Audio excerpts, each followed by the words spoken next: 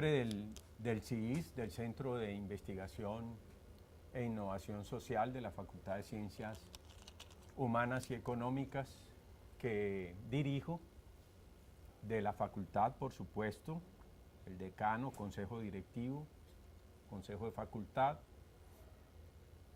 Pues nos complace mucho presentar esta conferencia del profesor Isidro Sepúlveda, que además ha sido posible por el apoyo del Instituto de Estudios Urbanos de la sede de Bogotá, que dirige el profesor Carlos Alberto Patiño Villa.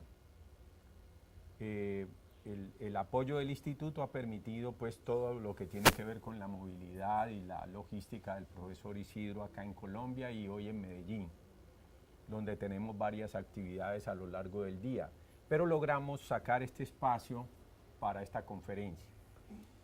Isidro Sepúlveda es doctor en Historia y su campo de investigación es la historia contemporánea, o como algunos suelen llamar también la historia del presente o incluso historia presentista. Y desde ese campo, pues en particular, tiene mucho que ver con el seguimiento de tendencias globales, políticas, sociales, demográficas, tecnológicas. Es un conocedor de América Latina, también como historiador de Hispanoamérica, con estudios, trabajos, investigaciones, artículos. Un investigador del tema del nacionalismo como problema de la modernidad y en particular el nacionalismo en España. Y quisimos aprovechar su presencia aquí en Colombia y robarnos estas 2 horas que habíamos previsto para que nos ofreciera una visión de esta tensión global que se presenta entre estas 2 figuras y representantes y cabezas de 2 grandes estados o 2 grandes potencias, como las queramos ver. El señor Donald Trump desde los Estados Unidos y el señor Vladimir Putin desde Rusia. Pero alrededor de esto la conversación obviamente girará en torno precisamente a cuál es el panorama que hay detrás de estos personajes. Así que sin más preámbulos, Isidro, gracias por haberle regalado este espacio a la sede de Medellín de la Universidad Nacional y haber corrido en el día de hoy entre aeropuertos y taxis. Pero bueno, bienvenido, es un gusto y de verdad un honor tener un colega de las calidades personales y académicas de Isidro. Así que pues tu presentación y tendremos seguramente un espacio para conversar con... Aquí hay estudiantes de pregrado, de posgrado y hay algunos colegas también aquí presentes. Bueno, muchísimas gracias, Óscar. Lo primero que tengo que decir es disculparme porque llegar tarde a un lugar lo que exige inicialmente es una disculpa.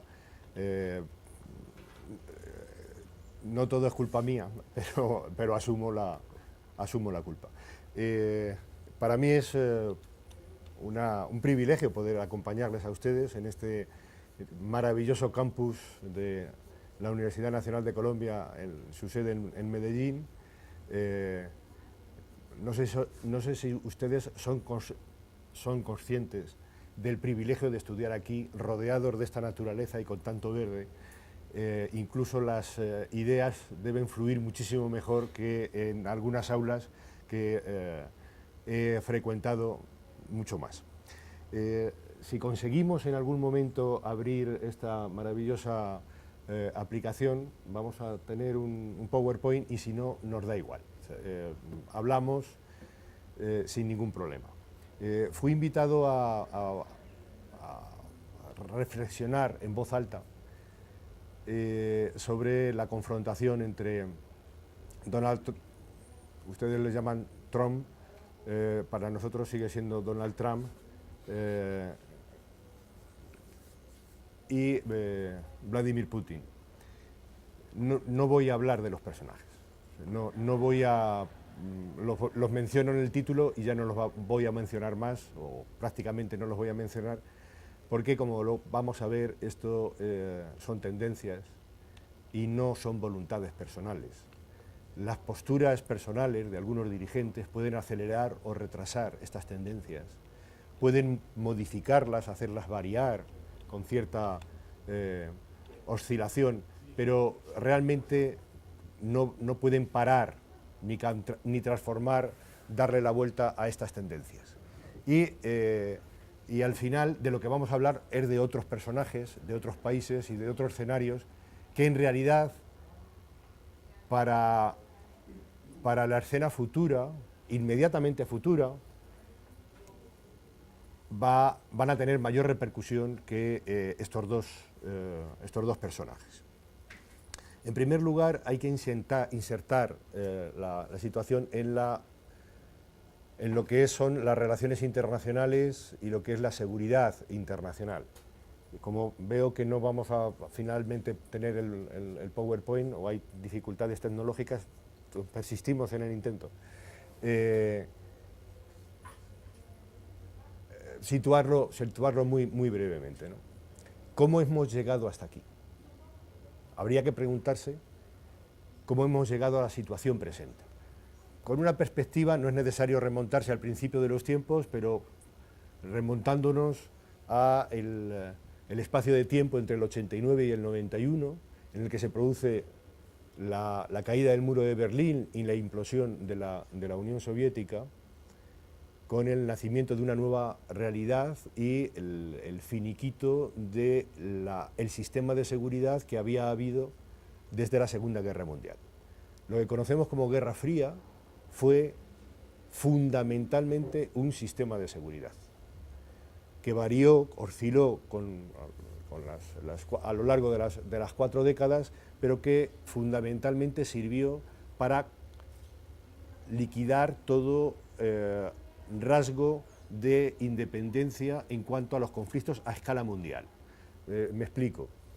La Guerra Fría lo que hizo fue poner una etiqueta de un bando o de otro, del capitalismo liberal o del socialismo real del bloque del Este, a cualquier conflicto que hubiese en el mundo y controlar esos conflictos. No es que obedecieran a una lógica de la Guerra Fría, y si vemos los conflictos que hay en América Latina en los años 50 y 60, en realidad no tienen nada que ver con la Guerra Fría, pero automáticamente los integrantes de ese conflicto en cualquier territorio, en América Latina, en África, en Asia, apelaban a la voluntad, a la ayuda, al expertise y sobre todo a las armas de uno u otro bando. Y en ocasiones no había ningún tipo de afinidad política, simplemente había un ejercicio de oportunismo y defensa de estos valores generales. A finales de los años 80, con la quiebra económica de la Unión Soviética, se producen las circunstancias por las cuales el sistema llega a su fin, y con la implosión de la Unión Soviética, uno de los dos grandes contendientes de esta guerra desaparece, con lo cual desaparece en sí mismo el sistema de seguridad. En cuanto el sistema de seguridad ha desaparecido, lo que ocurre es que se multiplican los conflictos. Y encima de multiplicarse, estos conflictos ya no tienen un sistema regidor, un sistema vertebrador, un sistema que ayude a desescalar conflictos. No hay unas superpotencias que puedan ayudar o dejar de ayudar, presionar para que desescalen los conflictos. Y de este modo nos encontramos unos años 90 que están caracterizados fundamentalmente por la repercusión de la desaparición de la Guerra Fría y del sistema de seguridad de la Guerra Fría, y con unas realidades que son claramente inopinadas. Me explico.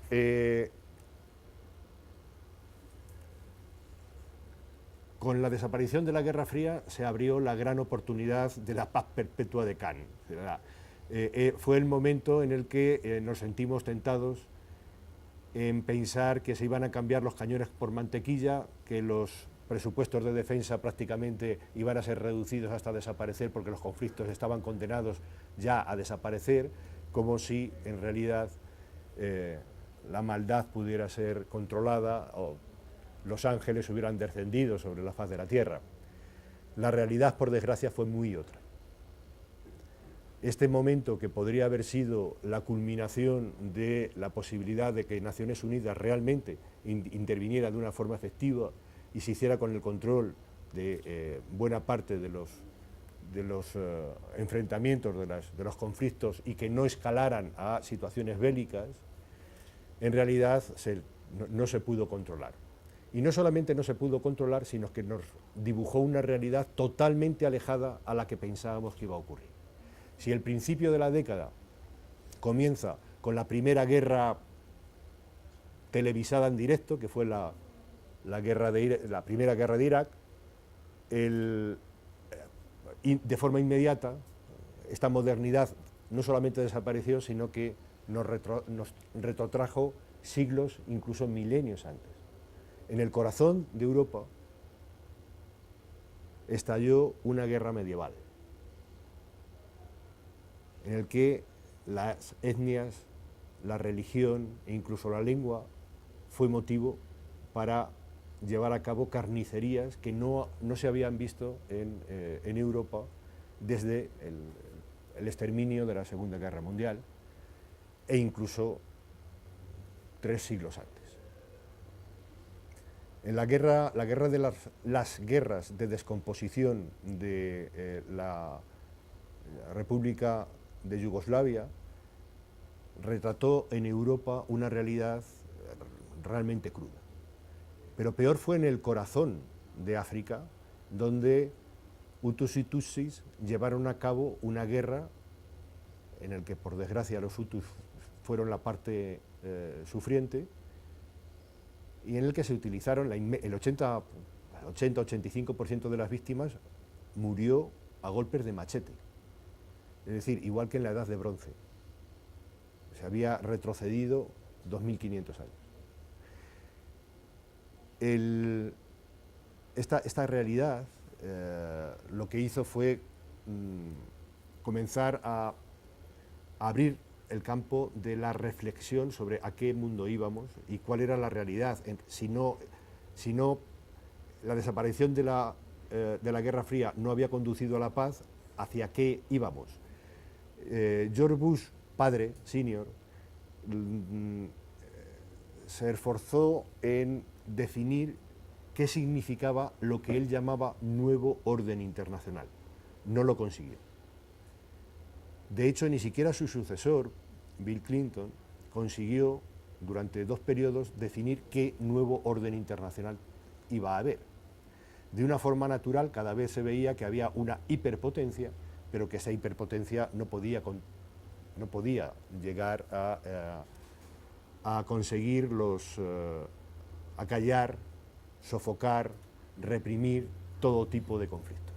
Y los conflictos literalmente se fueron multiplicando a lo largo de toda la década, con la presencia cada vez más animosa de Naciones Unidas y la creación de misiones internacionales de pacificación, bien por el 4 o el 5, pero en realidad lo que hizo fue una infracción de intervención internacional.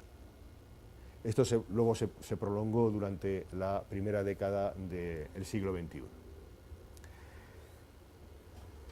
El siglo XXI, nace, como todos saben, un año después, y el 2001, el 11 de septiembre del 2001, y replantea totalmente el sistema que se había tratado de generar en los años 90, y lo que realmente es importante no es tanto los atentados en sí, por muy visuales que fueran, por muy cinematográficos que resultaran. Lo que realmente cambia las formas fue el posicionamiento de Estados Unidos en contra de lo que el propio presidente George Bush Jr. había dicho en la campaña electoral y durante sus primeros meses de mandato. Él asume en enero del 2001, los atentados son en septiembre del 2001. Hasta ese momento, lo que había dicho fundamentalmente es que Estados Unidos no podía estarse dedicando a procesos de construcción nacional y a sofocar cualquier tipo de intervención. En consecuencia, lo que tenía que hacer era reducir sus números de intervenciones, reducir su presupuesto y dar una oportunidad, invertir mucho más en ámbitos tecnológicos. Es exactamente lo mismo que dijo el actual presidente de Estados Unidos en campaña y con posterioridad a asumir el poder hace año y medio. Este neoaislacionismo estadounidense no tuvo ninguna posibilidad de ser ejercitado, fundamentalmente porque cuando se cayeron las Torres Gemelas, el equipo de George Bush y Cheney, el vicepresidente, no encontró otra explicación y otra hoja de ruta que las que proponían los neocon. Y los neocon lo que trataban era de ser absolutamente radicales en las relaciones con estados autoritarios y líderes dictatoriales. Especialmente miraban el mundo árabe y la presencia de Estados Unidos en el mundo árabe, aunque cuestionada, en realidad era de padrino. Incluso personajes tan animosos y que habían luchado de una forma decidida durante las décadas anteriores, como Muammar Gaddafi, llegó a ser un aliado de las potencias occidentales, fundamentalmente de Francia y subsidiariamente también de Estados Unidos. Lo que los neocon planteaban era fundamentalmente lo que ellos llamaban el desequilibrio creativo o desequilibrio constructivo. Es decir, la situación estaba demasiado estable, había que sacudir el tablero, derribar estos líderes y construir una nueva realidad en la que se impusiera el sistema democrático lo más parecido al régimen occidental. Como saben, esto antes del 11 de septiembre no lo compraba nadie, después del 11 de septiembre fue lo que la Casa Blanca implementó de una forma decidida y con todas las consecuencias. Comenzando por... Ya tenemos la portada, ya solamente nos falta el resto de la presentación. Vamos llegando. En realidad, toda la primera parte son slides más conceptuales, lo interesante, los más visuales en la segunda parte, que son todo mapas. Entonces, si llegamos a los mapas, estupendo. Bien, la primera década del siglo XXI, por tanto, se caracteriza fundamentalmente por un ejercicio consecuentemente imperialista de Estados Unidos por primera vez en su historia. Y esto abre un debate extraordinario entre el año 2003 y el año 2008, desde el momento que se ataca de forma directa a Irak sin mandato de Naciones Unidas, hasta el fin del mandato del segundo periodo de George Bush Jr., Estados Unidos hay una profunda reflexión sobre qué tipo de Estado se quiere. Y pensadores, tanto desde posiciones muy conservadoras vinculadas al Tea Party, hasta posiciones progresistas, o radicals, como se les llama en Estados Unidos, como Noam Chomsky, ayudan a visionar un Estados Unidos que por primera vez ejerce una función imperialista, siendo sus bases antiimperialistas. El nacionalismo estadounidense es radicalmente antiimperialista. De hecho, surge en la Guerra de la Independencia frente al Imperio Británico. Y así se mantiene durante buena parte del siglo XIX y principios del XX. Por supuesto, luego, después de la Primera y sobre todo de la Segunda Guerra Mundial, la cosa cambia de una forma drástica, pero cambia por necesidad, no por voluntad. ahora sí había una voluntad de ejercer de imperio, una clara voluntad de ejercer de imperio. Esto hace que las voces en contra de Estados Unidos se multipliquen, pero no solamente se multiplican por haber hecho esto, sino también se multiplican por haberlo hecho mal. El problema fundamental de las dos guerras que levantó George Bush Jr. es que no solamente no ganó ninguna, sino que perdió la simpatía que tenía el 12 de septiembre del 2001. Al día siguiente del 11 de septiembre, todo el mundo era neoyorquino, todo el mundo apoyaba y se solidarizaba con la situación. 2 años después, estos apoyos habían desaparecido de una forma clamorosa. Mientras esto ocurría, es decir, mientras el terrorismo aparecía como el enemigo público número 1 de la seguridad internacional, como si hasta el septiembre de 2001 el terrorismo no hubiese sido un hecho terrible en nuestras sociedades, también estaban pasando cosas. Estaban pasando cosas, además, con unos Estados Unidos empantanados en la antigua Babilonia y en la antigua Persia. Bueno, ahí más o menos, ¿y qué otras cosas estaban ocurriendo? Estaban ocurriendo, por ejemplo, que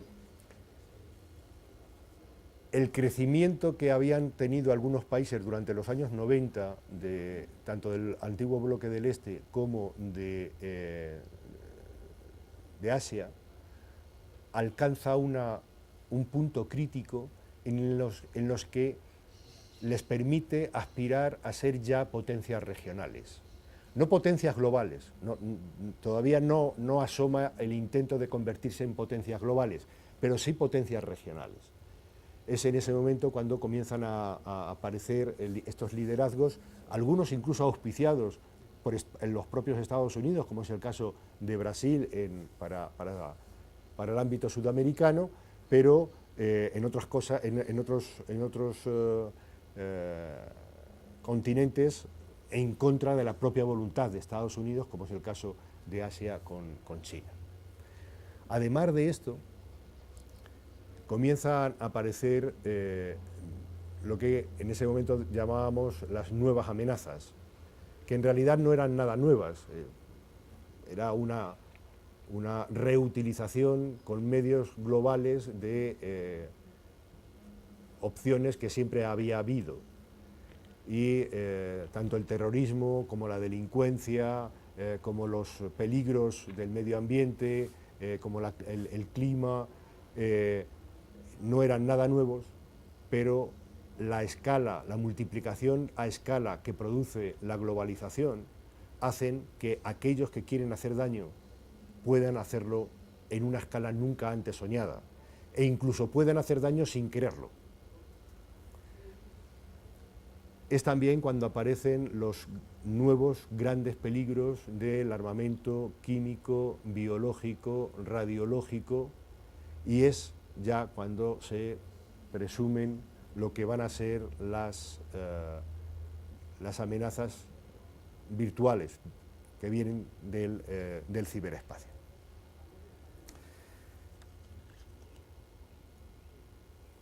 La segunda década del siglo XXI, es decir, que ya nos alcanza al hoy, como hemos llegado hasta hoy,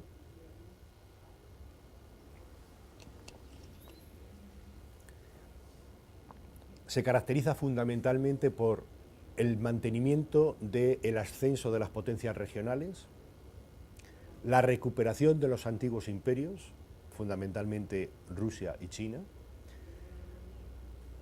la aparición de una especie de espejismo que en Occidente, fundamentalmente en Europa, de una forma muy optimista se denominó primavera árabe, y que andando el tiempo se ha convertido en un invierno yihadista, y sobre todo se caracteriza por la consolidación de una visión alternativa de la modernidad vinculada al ejercicio del radicalismo, la interpretación radical del islamismo. Primero a través de Al-Qaeda y al final a través del autoproclamado califato.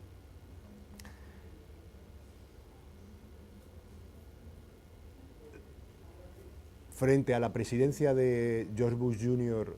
Durante la primera década, su sucesor en la Casa Blanca, Barack Obama, la ingente tarea que tiene por delante es sacar a Estados Unidos de dos guerras simultáneas, afrontar la mayor crisis económica desde el crack del 29 y tratar de sellar las crecientes desigualdades sociales que había en su país. Esto tiene mucha importancia en el mercado interno y consumió mucho esfuerzo en ese escenario, mientras que en el escenario internacional se caracteriza fundamentalmente por tratar de reconducir la situación, acabar con las guerras y sobre todo no abrir nuevos frentes. Y de este modo nos explicamos la intervención quirúrgica que produce sobre Libia y cómo se opuso y se resistió hasta los últimos momentos en llevar cualquier tipo de ataque sobre Siria. Esto hizo que, entre otras cosas, el conflicto de Siria no acabara en su momento y que perdure hasta la actualidad, fundamentalmente porque hay un apoyo externo, hay varios, pero hay un gran apoyo externo que hace sobrevivir al régimen de Al-Assad. Vinculado, ¿conseguimos verlos o no? Ya casi. Vinculado a esta progresiva corrupción de la primavera árabe y el crecimiento del invierno yihadista, nos encontramos con la consolidación ya no de liderazgos regionales, sino la aspiración a convertirse en líderes globales. Y en este aspecto llegamos hasta al día de hoy y trataremos de analizar cuál es el escenario que tenemos por delante. En primer lugar, voy a hablar de 4 grandes ítems, pero en primer lugar tenemos que hablar de la única hiperpotencia que hoy existe. Si lo pudiéramos ver antes de esto, no se puede ver nada. No se puede ver en línea sin necesidad de bajarlo. Ya lo estamos bajando. Lo estamos bajando porque Pero en línea no funciona. ¿En línea no se ve? ¿No se visualiza? Sí, yo creo que podemos tener el archivo. Ok. Bien. ¿Cómo interpretar este conjunto? ¿Cuáles son las líneas fundamentales? ¿Cuáles son realmente los elementos a los que hay que prestar especial atención?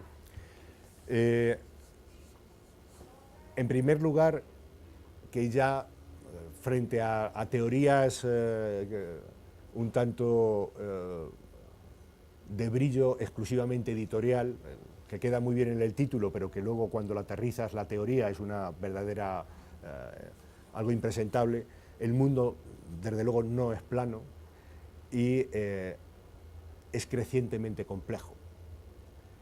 Y para analizarlo yo os propondría una metodología con un triple nivel de acercamiento.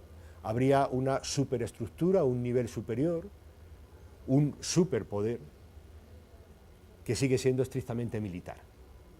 Y aquí solamente desde luego hay un liderazgo caracterizado y es Estados Unidos, porque frente al resto de los países mantiene unos presupuestos de seguridad y defensa en una proporción totalmente inalcanzable para el resto. La primera parte es este superpoder.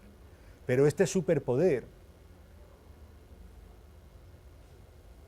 no es todopoderoso. No puede hacer lo que quiera, donde quiera y como quiera. sirve, desde luego, para defender los intereses estadounidenses y teóricamente los de los estados aliados, pero no puede transformar realidades, no puede enfrentar líneas de proyección de otras potencias. Y de hecho, esas otras potencias están jugando también a conformar estos superpoderes a una escala menor. El segundo tablero, el segundo nivel estructural, estaría basado fundamentalmente en la economía. Y en esta economía ya no hay una superpotencia, hay varias, y no hay solo estados, sino que hay otras cosas. Hay corporaciones, hay empresas, hay holdings, hay corrientes. El propio mercado financiero en sí mismo es un poder en ese tablero.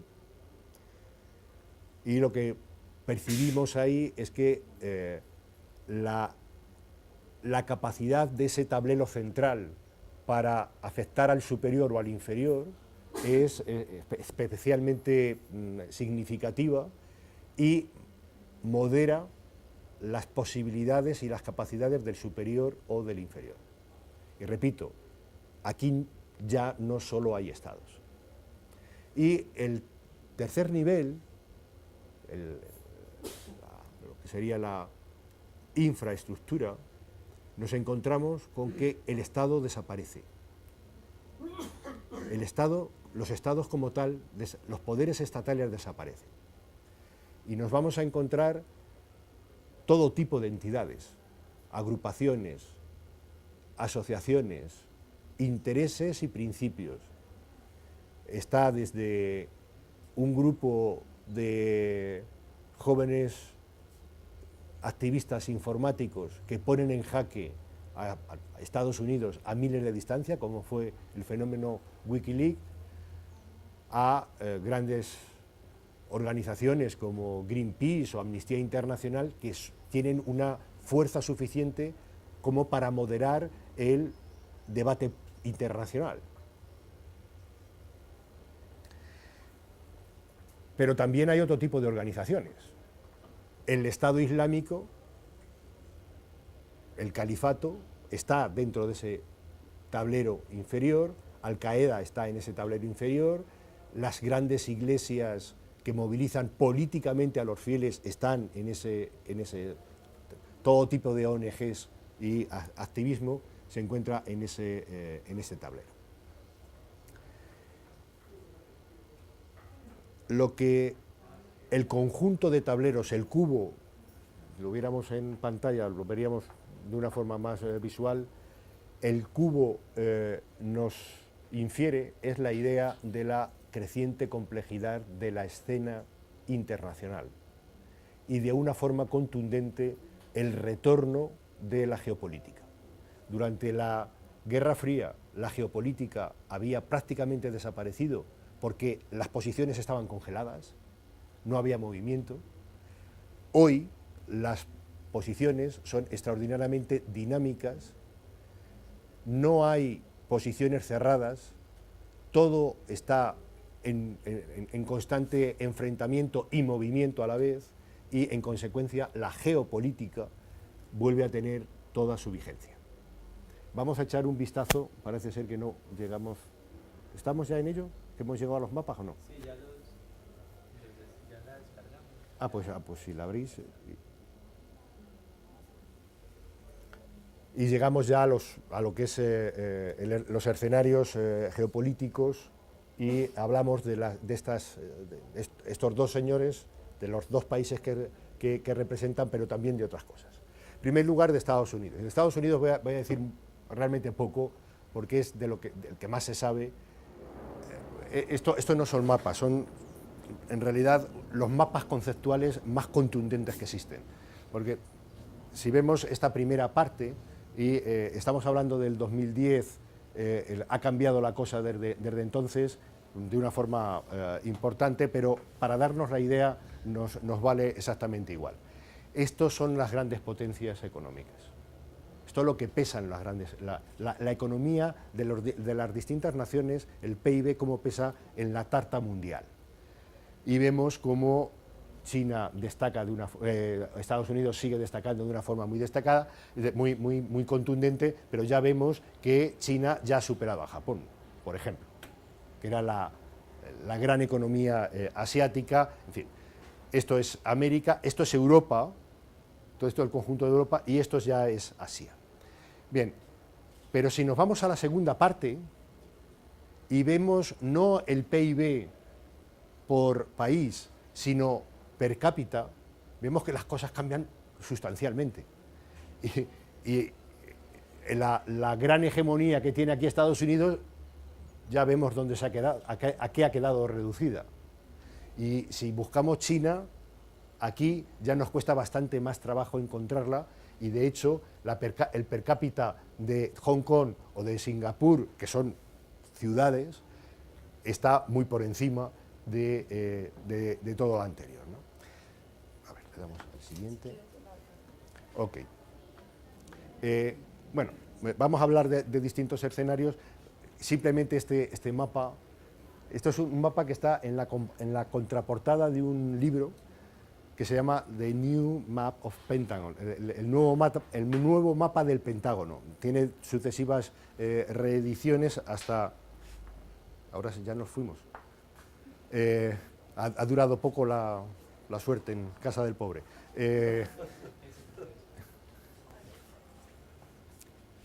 Bueno, ese es el mapa. ¿Cómo ve el mundo Estados Unidos? Hay otros que son todavía, porque llaman más a la gracia, pero no quiero no quiero hacer gracia sobre algo que es extremadamente grave. Estados Unidos tiene tres visiones del mundo. Está la curiosidad, cómo ve a Europa, una especie de parque temático histórico-artístico. Está el interés, es decir, dónde podemos comprar y dónde podemos vender, y está fundamentalmente el peligro. Y el peligro está aquí, está condensado en esta franja que rodea el mundo. Antes lo decía, voy a hablar muy poco de Estados Unidos, porque es de los que más se sabe, y lo centro solamente en un slide. Esta es la realidad hoy en día, y es una realidad que tiene 40 años. Y es cómo la fuerza militar, el hiperpoder estadounidense, tiene presencia en todo el mundo. Nunca en la historia ninguna potencia llegó a esto. Nunca. Jamás. Lo que más se acerca es el rosario de colonias que tenía Gran Bretaña al principio del siglo XX. Pero eran colonias, no tenía un control efectivo de amplios territorios. Estados Unidos se irroga una presencia global. Y por tanto cualquier conflicto, los conflictos pueden ser de todo tipo, no tienen por qué ser obligadamente bélicos, pero si un conflicto no se ayuda a desescalar, tiene muchas posibilidades de terminar siendo un conflicto bélico. No podemos detenernos mucho. Estos son los comandos de combate, los Command Con, y Southcom, que tiene el Caribe y toda Sudamérica, es el que más se conoce aquí, con los cuarteles generales están en Fort Lauderdale, en Miami, en Florida, perdón, y todos, el PACON es sin duda alguna el más impresionante, ¿no? Porque no solamente tiene buena parte de Asia, que es el escenario en este momento más caliente, sino que tiene todo el Pacífico. La sede está los cuarteles generales están en Hawái. Pero bueno, lo importante, más allá de estas cosas, lo importante es cuánto cuesta mantener esto. ¿Cuánto cuesta y qué rentable es mantener todo esto? ¿Puede Estados Unidos mantener en un escenario totalmente distinto del de la Guerra Fría? Porque esto era para parar la evolución de la Unión Soviética. Si no hay una potencia hegemónica alternativa, ¿es necesario mantener esto? Y George Bush Jr. dice, no, no es necesario. Hay que reducir. Y esta reducción viene de la gran reducción que ya había hecho Bill Clinton en los años 90. Aquí era una reducción de presupuesto y de número de hombres. Con George Bush Jr. lo que se hace es desescalar y cerrar incluso bases militares que había por todo el mundo. El programa con el que gana las elecciones y el programa que inicialmente lanza en sus primeros meses es un programa neoaislacionista muy característico del del Partido Republicano, pero también del ala más liberal del Partido Demócrata. Y este neo-aislacionismo lo que hace es comenzar a cerrar bases y comenzar a reducir la presencia de hombres estadounidenses, soldados fuera de sus propias fronteras. La idea es invertir menos en la infantería, es decir, en el número de soldados, reducir la dimensión de las Fuerzas Armadas y hacerlas crecientemente tecnológicas.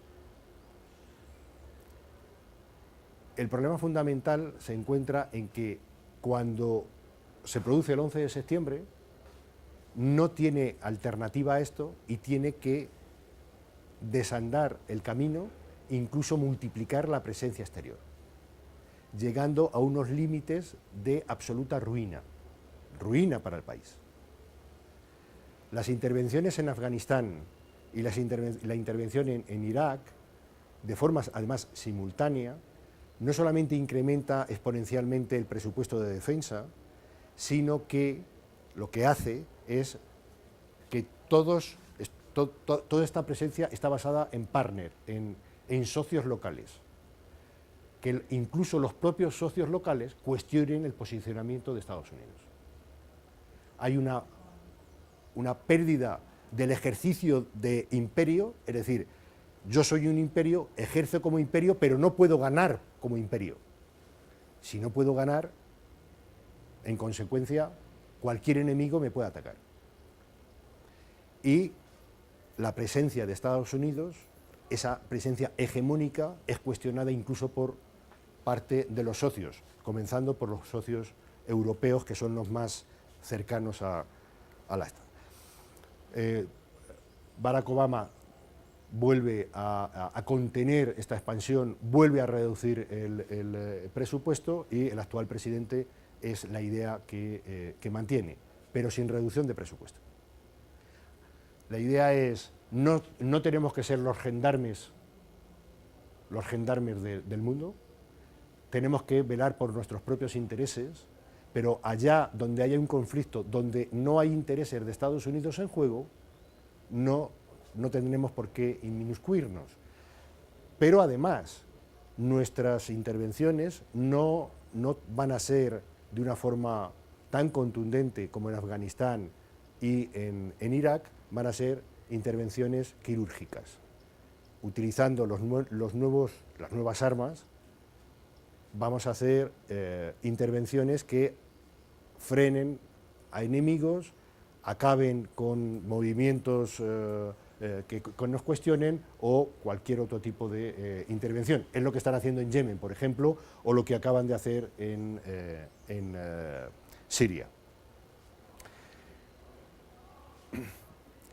Con Rusia ocurre todo lo contrario.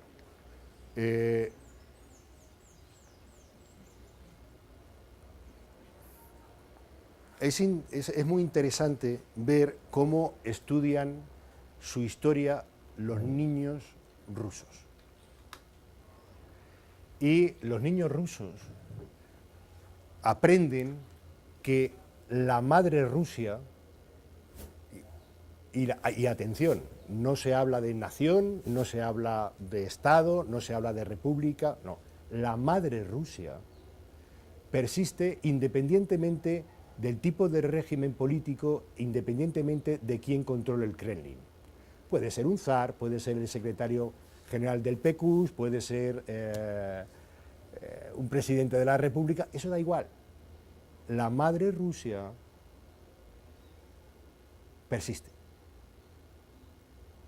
Y la madre Rusia ha perdido hijos. La casa Rusia, que es como se llama el partido de Putin, ha perdido hijos. Ha habido una emancipación de algunos territorios que se creían que ya tenían una mayoría de edad. Pero lo que Moscú está diciendo, desde finales de los años 90 y fundamentalmente desde el 2002, es que la madre Rusia es tan bondadosa con sus hijos que les abre la puerta, les abre los brazos y les invita a volver a la casa materna. Y, en consecuencia, tenemos tres grandes escenarios en los que la política de Moscú es ligeramente distinto en cada uno de ellos, pero que afecta de forma directa al comportamiento de la nueva república rusa. Una república que se fundamenta sobre todo en el ejercicio de un nacionalismo étnico y un nacionalismo religioso, basado en las riquezas de los recursos naturales, fundamentalmente petróleo y gas, y con un régimen político totalmente mediatizado y una opinión pública, una sociedad civil totalmente desmovilizada. Bien, y aquí tenemos, quitándonos todo lo que es la Rusia asiática de Extremo Oriente, los tres grandes escenarios en los que Rusia está ejerciendo una creciente presión. Y son tres escenarios totalmente distintos, totalmente distintos. En primer lugar está la antigua Rusia europea, en la que, como ya saben, ahora lo vemos, lo más importante es como el tratamiento que hizo Rusia con la península de Crimea y todo lo que está realizando al oriente de Ucrania, impidiendo que Ucrania mire en dirección a Europa. Ese es el objetivo final. Bielorrusia es un territorio que mira directamente a Moscú. Lo de la Unión Europea no tienen nada que hacer con ellos. Y están tanto Finlandia como las tres repúblicas, Estonia, Letonia y Lituania, las repúblicas bálticas, y este puntito que ven aquí en amarillo, que es Kaliningrado, y que está dentro de territorio europeo. Esto es Unión Europea y esto es Polonia. Y esto lo está utilizando de una forma muy hábil Vladimir Putin. No aparece en los titulares de prensa, pero la fuerza que está realizando sí se ve en todo el Báltico y sobre todo en las repúblicas, las tres pequeñas repúblicas bálticas. Ya saben lo que ocurrió cómo operó para vincular a Crimea. Crimea históricamente ha sido Rusia, o sea, no. Simplemente que en tiempos de Khrushchev, en una revisión de fronteras dentro de las repúblicas de la Unión Soviética, hay unos corrimientos territoriales y dado que estaba en el conjunto de Ucrania, se vincula administrativamente a Ucrania. Pero en Crimea la población rusófona es el 95%. Y estaba mucho más vinculada a las ideas y la cultura estrictamente rusa que al nuevo nacionalismo ucraniano que prácticamente acaba de nacer. Este es el escenario que tenemos hoy en día de territorios más o menos comprometidos con la República, con la lealtad ciudadana a Kiev, al Estado ucraniano, y aquellos estados que ponen en duda la vinculación de su territorio a una república que está mirando hacia Europa. Este mapa que tienen aquí es los planes que tiene el ejército en el caso de que reciban la orden de intervenir.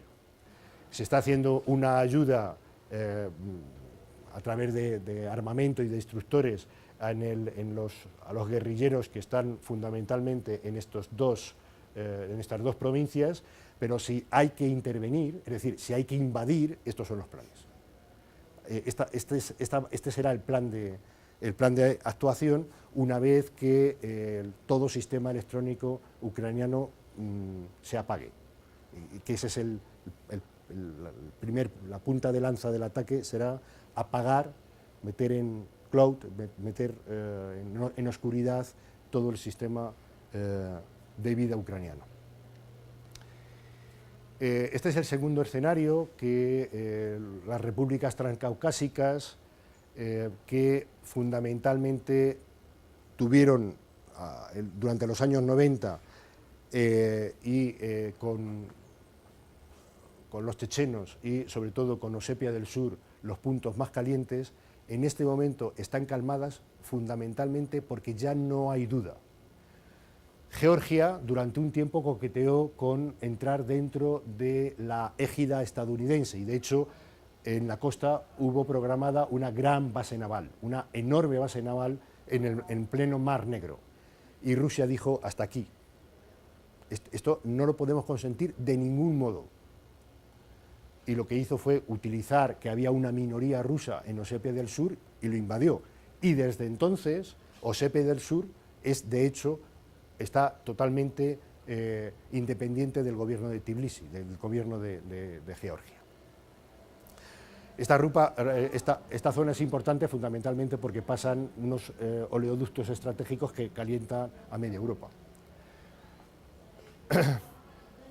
Y no he dicho mucho de las repúblicas centroasiáticas, pero si hay algo importante es esto. Más que esto es importante, por supuesto, y Crimea trató de ser pararle los pies a Putin. No aceptar la anexión de Crimea fue un movimiento que hicieron los países fundamentalmente europeos, por supuesto Estados Unidos, recordando los años 30. Recordando los años 30. Es decir, si Richard Chamberlain dice no a Hitler en la cuestión de los Sudetes, tal vez Hitler no hubiese ambicionado más. Le habrían parado los pies.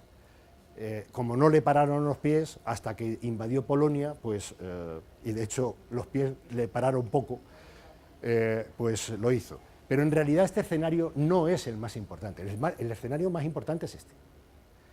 Esto es lo que los geopolíticos clásicos denominan el corazón del mundo.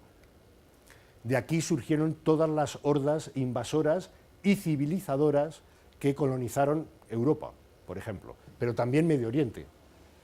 De este territorio surgieron.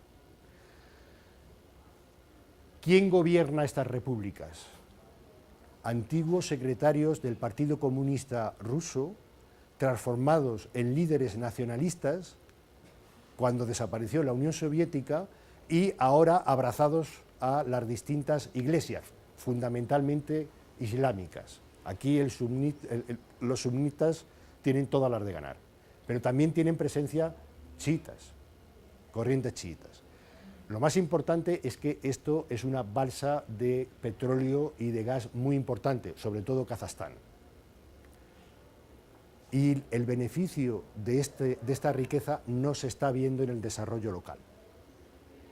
En consecuencia, pueden ocurrir dos cosas. En primer lugar, que se produzcan revoluciones islámicas dentro de estos territorios, de estos países. Y segundo, que Rusia acabe convenciendo a estas poblaciones que bajo el mandato de Moscú vivían mejor. Y de hecho vivían mejor. O sea, salvo en Kazajstán, en el resto de de las repúblicas el desarrollo ha sido mínimo, más bien, más bien nulo. ¿Qué ha ocurrido en 15 años para que Rusia, que estaba de rodillas y mendigando a Occidente ayuda para salir de una situación de ruina absoluta en la que había caído la Unión Soviética?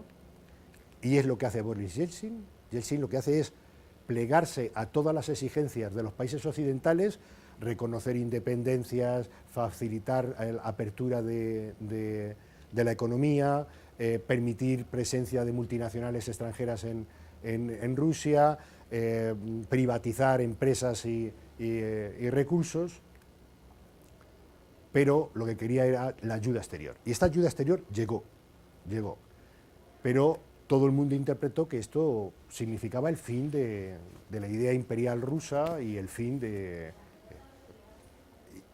Incluso hay análisis hacia finales de la década, años 98, años 99, 2000, en el que anuncian la inminente implosión de Rusia. Es decir, que Rusia se iba a ir fragmentando aún más de lo que estaba. No solamente no ocurrió esto, sino que Moscú montó una operación que prácticamente en menos de un año llevan a un oscuro dirigente exsoviético vinculado a los servicios de inteligencia y con experiencia internacional, fundamentalmente en la Alemania Oriental, lo llevan de puestos muy secundarios a presidente de gobierno y presidente del Estado, presidente de la República, y es Vladimir Putin. Y Vladimir Putin consigue este ascenso fundamentalmente porque revierte la situación. Y dice, la solución no es ir cediendo terreno, y el terreno fundamental estaba aquí en Chechenia, era el más caliente que tenían, sino todo lo contrario. Es robustecer el nacionalismo ruso, concentrar el poder de las grandes empresas en pocas manos, crear grandes empresas y dominar estas grandes empresas, y sobre todo cortar la influencia de Occidente. Y esto le da buenos réditos, y de hecho la segunda guerra de Chechenia es aún peor que la anterior y acaba con toda la disidencia. Y ya solamente lo que va a haber son focos de terroristas. Este nacionalismo ruso va creciendo a través fundamentalmente de distintas organizaciones instrumentales y el control de los medios de comunicación. Crea su propio partido, la Casa Rusia, que va ganando las sucesivas elecciones. Como no puede reformar la Constitución o no necesita reformar la Constitución, comienza a hacer con el paripé con Mendeleev, lo nombra primer ministro, y cuando acaba el mandato lo nombra, es el presidente de la República, y Putin es presidente del gobierno y vuelve a presentarse a las presidenciales. El resultado es el incremento sustancial de el poder de Moscú.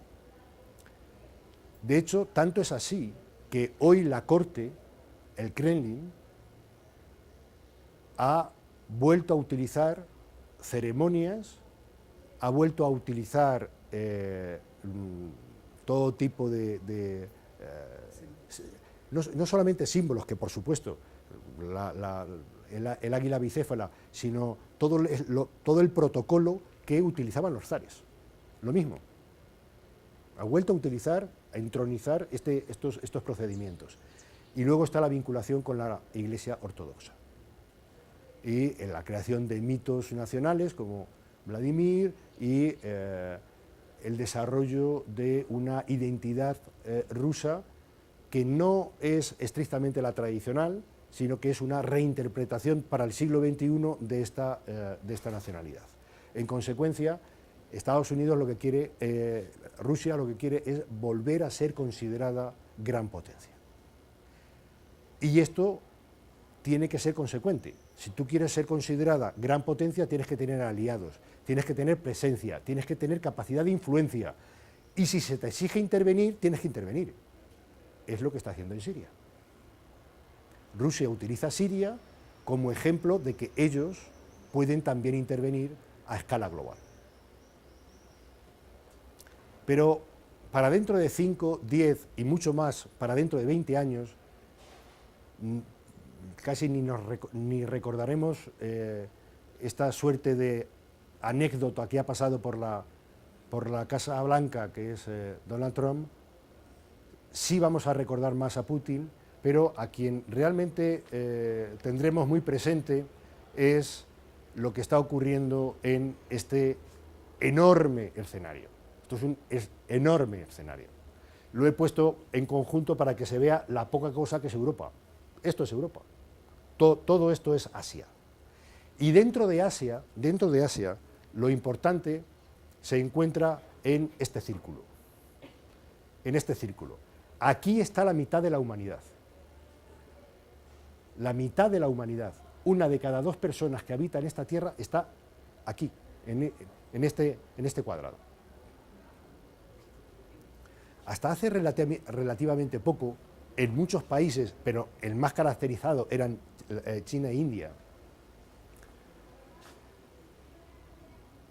los cientos de millones de personas que había eran un lastre para el Estado.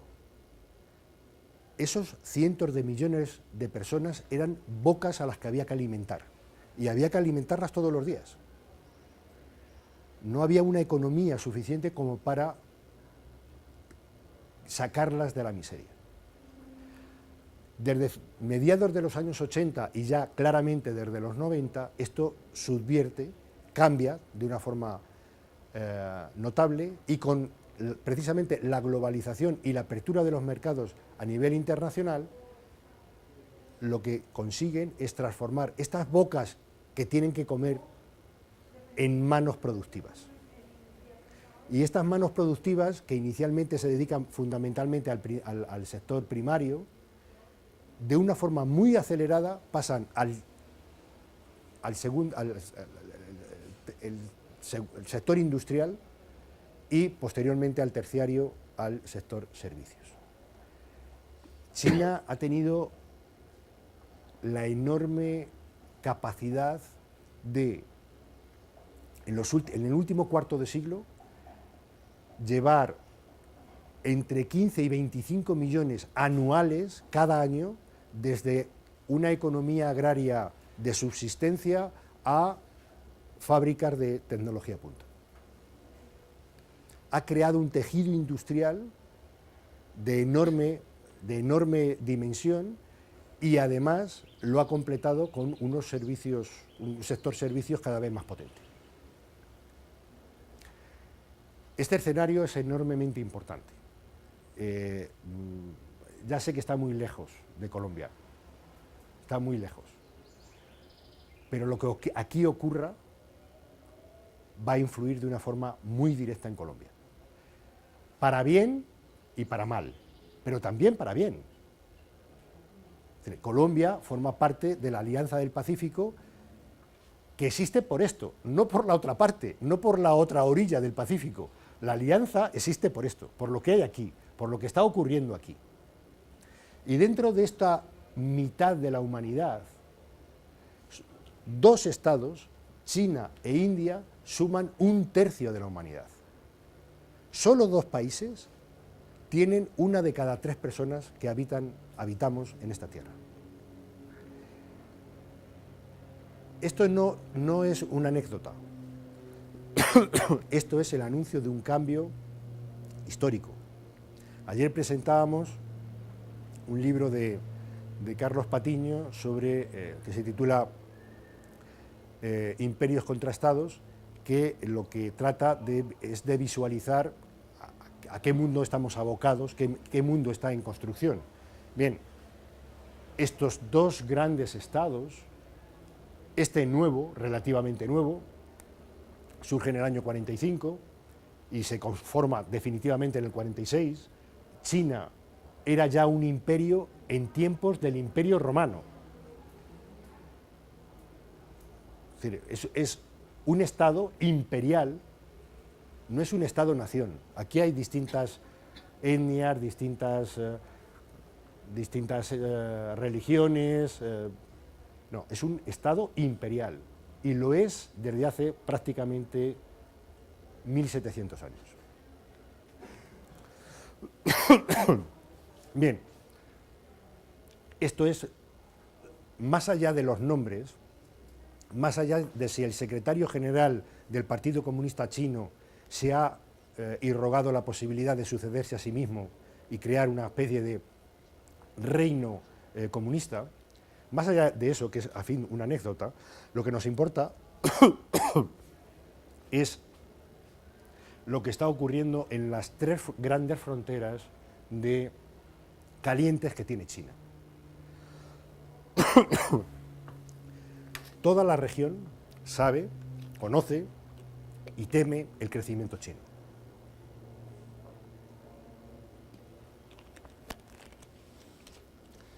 Y Estados Unidos ha contribuido a crear una especie de línea Maginot, línea de contención, para que China no se expanda.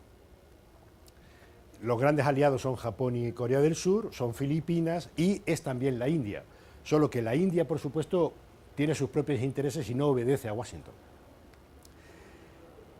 De todos los escenarios, el más caliente es este.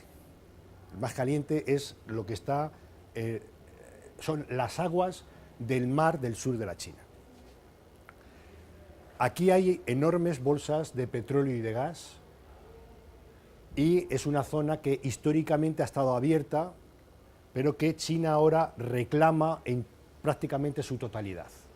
China reclama toda esta región naval y esta región para ser explotada, no para pasar los barcos pueden pasar sin ningún problema. Y para ello, fundamentalmente en las Islas Paracelso, está creando verdaderas,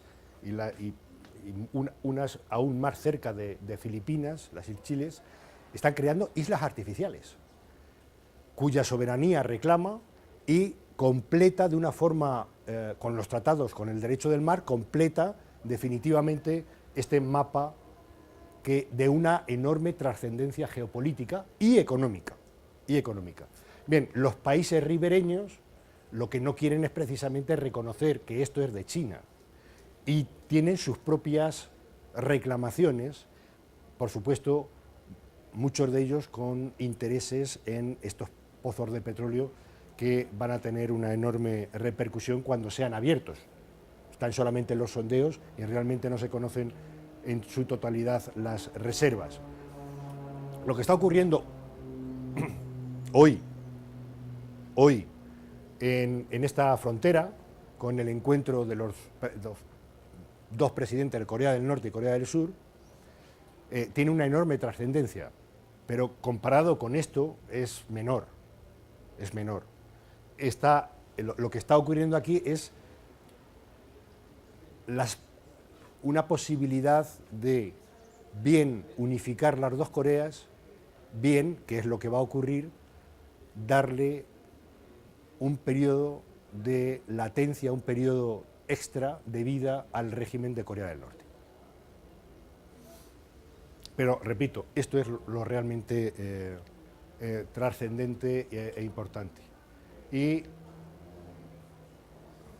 bueno, por curiosidad, estos son los emplazamientos militares chinos, cómo están dispuestas las Fuerzas Armadas chinas. Estas son el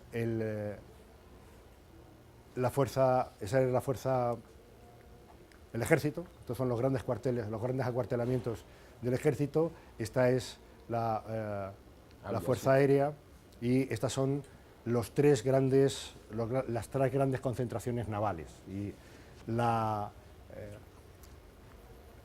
idea es multiplicar exponencialmente estas capacidades, para que se hagan una idea.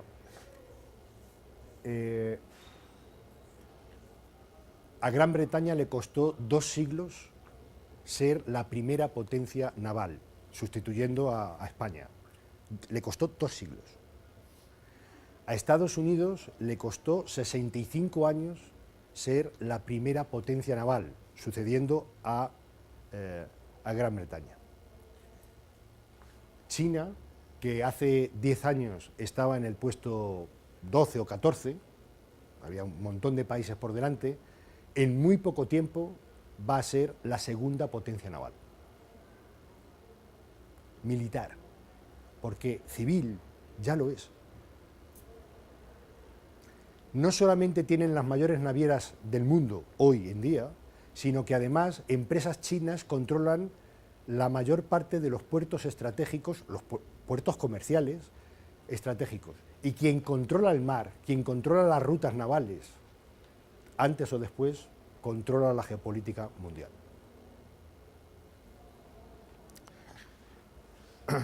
Bien, y termino hablando de lo que todavía se habla muy poco, que es de la India. La India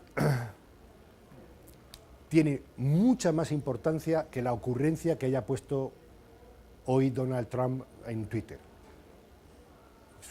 Que eso es una anécdota, no tiene mayor trascendencia. Esto sí es importante. Y para jóvenes universitarios que tienen que tener una visión prospectiva de medio y largo plazo, esto sí es importante.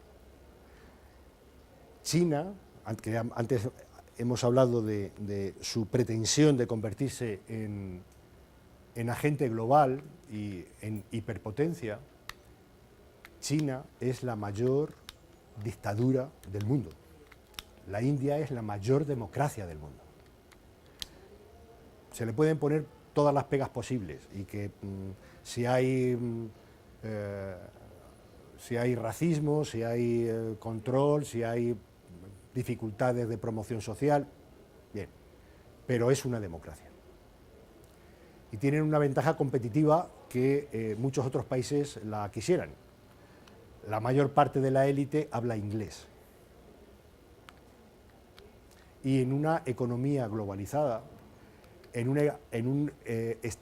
un mercado laboral globalizado, esto es una ventaja extraordinaria, extraordinaria. Pero lo más importante es lo que ocurre de forma conjunta.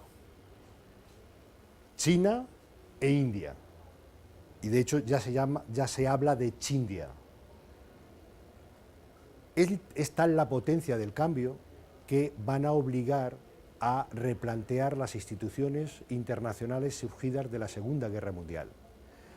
El cambio es de tal trascendencia que tanto el Consejo de Seguridad como sobre todo el sistema monetario internacional establecido en Bretton Woods tiene que cambiar para no reconocer la foto fija del final de la Segunda Guerra Mundial, sino que reconocer la nueva realidad surgida durante el siglo XXI y que va a más.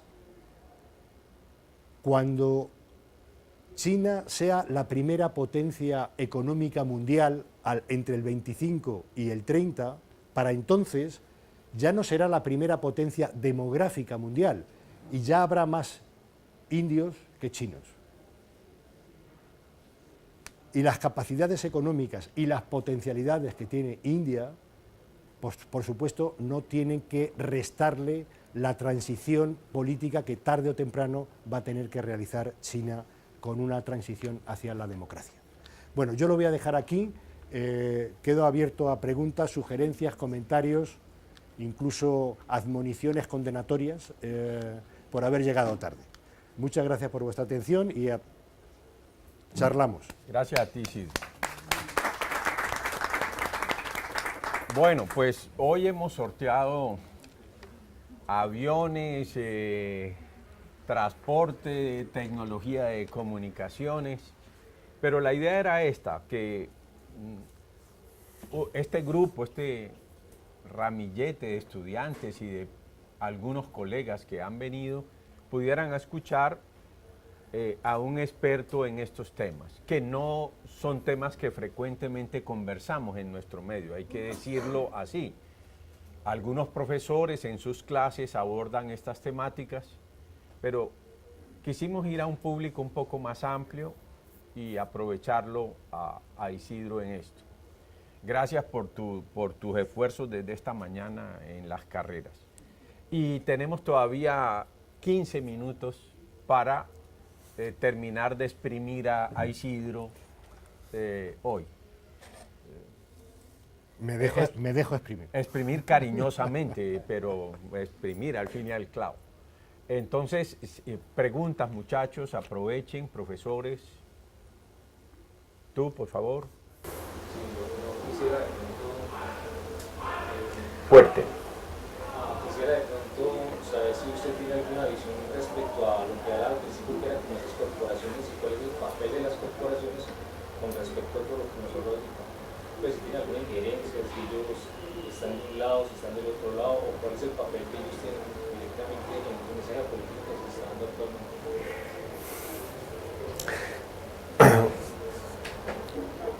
¿Por qué Estados Unidos, después de la Segunda Guerra Mundial, se convierte en superpotencia?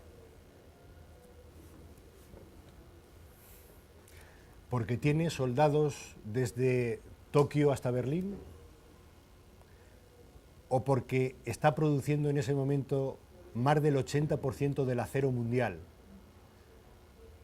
Porque tiene en ese momento las mayores reservas de petróleo. Porque tiene el 65% de producción de acero, de hierro y acero.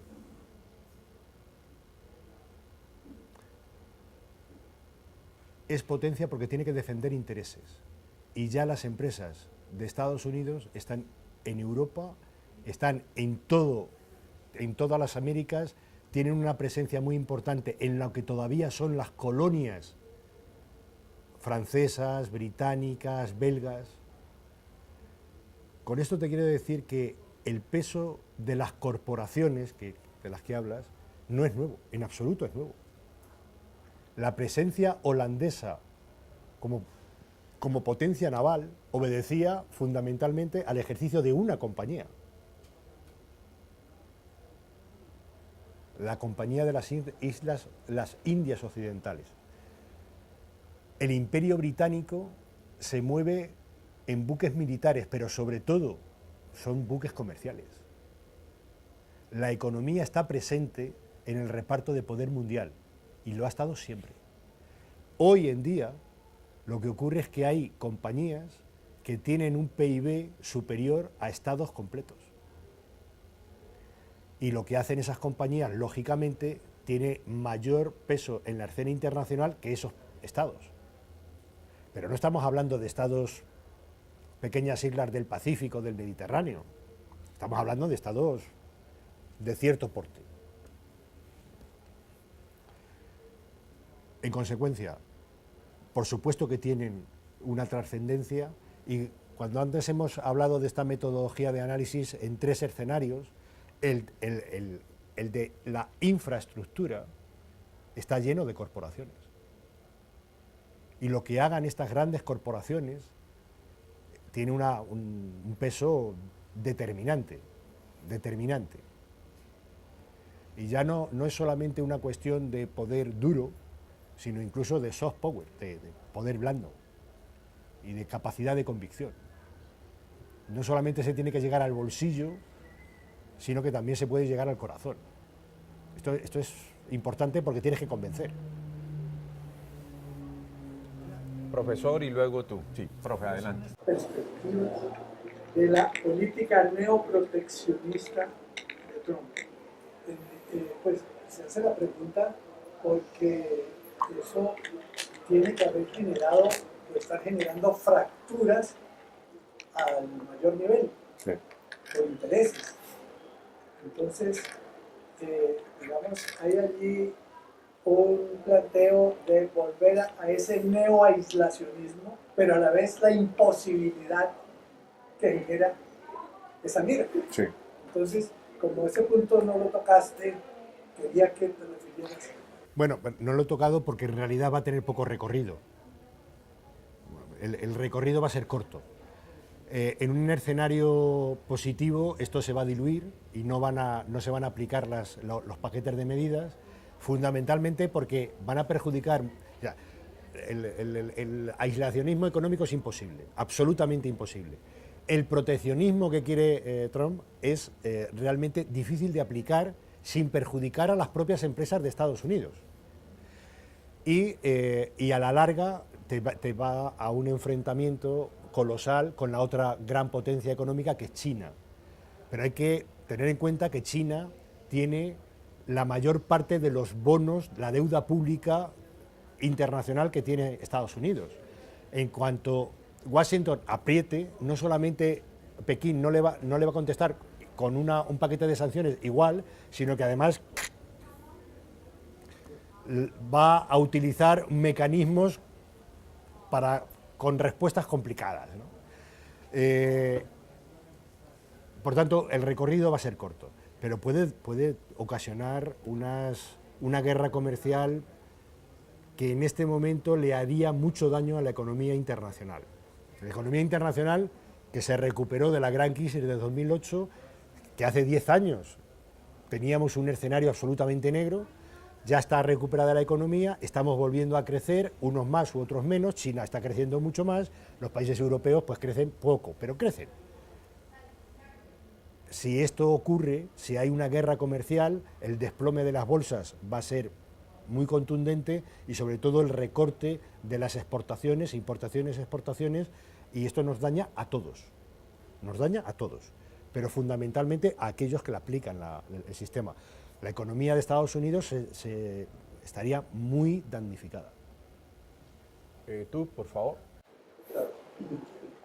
No conociendo mucho el tema, me llama mucho la atención el análisis que hace de los 3 niveles, ¿cierto? Y pues hasta cierto punto yo creía, hasta hoy creía, que el aspecto segundo estaba por encima, ¿cierto? Que era la economía que estaba por encima de lo militar. ¿Cierto? Porque pues ya habíamos sorteado como cierto tipo de dificultades también con un plano económico. Pero bueno, digamos que esos dos dejémoslo ahí. Pero el tercero es el que me llama la atención, porque estos dos primeros son estructuras que están subyugando al ser, están subyugando al hombre, ¿cierto? Son mecanismos macro, supra, pero el de abajo es donde está la gente, es donde está la sociedad. Y si bien entonces digamos que puede estar estos que son los que se mueven en internet, que es un anonimato y es más difícil de coger, ya sea con el militar o el económico, este sí es una cosa, un fantasma, pero me llama la atención el de acá, el que se ve, el ser humano, el de hoy, el face to face, y especialmente en ese orden que hablaba ahorita en el de Crimea, el socialismo con rostro humano, ¿cómo puede uno verlo ahí? ¿Verdad? ¿Va a estar completamente subyugado al aparato militar, al aparato estatal, o tiene alguna forma de hacerse sentir, de hacer salir la cultura, cómo explotan estas estructuras tan grandes? Bueno, Sí. has tocado varias cosas y es un poco complicado alinear la respuesta, pero en primer lugar el miedo la mayor. O sea, el hombre no está en la tercera plataforma y arriba hay 2 plataformas que lo están oprimiendo. Hay hombres y mujeres en todas las estructuras. O sea, el poder militar no es una máquina de acero, está hecha por hombres, está operada por hombres y está dirigida por hombres. El segundo bloque, este bloque no es una cuestión, estas plataformas, sí, lo podemos ver aquí, esto es un cuadro estrictamente de análisis. No estoy hablando de que una cosa sea más importante que otra, es simplemente para analizar. Aquí solamente hay estados y aquí sí podemos seguir hablando de un mundo unipolar, de una hiperpotencia, y es el escenario militar. El segundo, el tablero, es el poder económico. Y en este poder económico ya hay estados y hay otras cosas que no son estados, corporaciones, empresas, holding y demás. Alianzas supranacionales, la Unión Europea, el concepto de Unión Europea también entraría aquí, pero incluso el SICA o la maltratada UNASUR también entraría aquí. Bien, lo más importante de esto, por supuesto, es que el desarrollo económico lo produce este tablero. La mejora de los niveles de vida, de la calidad de vida, la produce este tablero. El incremento del número de personas que tiene acceso a la educación o que tiene acceso a los medios de comunicación o que tiene acceso a los nuevos medios de transporte, lo produce este tablero. Esto está hecho por hombres y mujeres. Aquí se trabaja. Esto no solamente son los directivos de las grandes empresas, son los trabajadores también de esas empresas, y son los consumidores, y son los mercados financieros, que están hechos por hombres y mujeres. El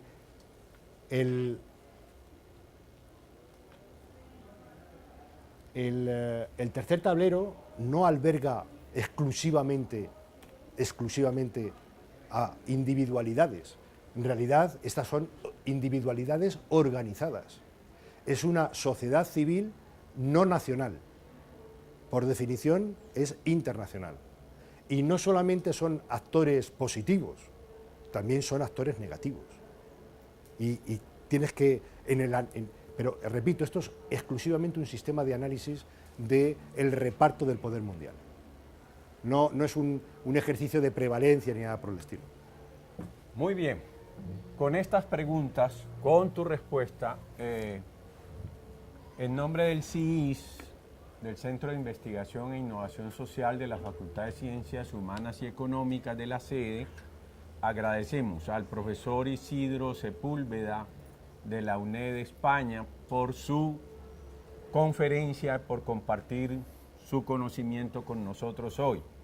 Les agradecemos a ustedes por haber venido, a nuestra comunicadora Marcela, que han lidiado el día de hoy con Cristina, Carlos, que está en la cámara para el YouTube de la Universidad Nacional, y al profesor Carlos Alberto Patiño Villa, director del Instituto de Estudios Urbanos, quien además nos acompaña porque hicieron posible esta conferencia en la sede esta mañana.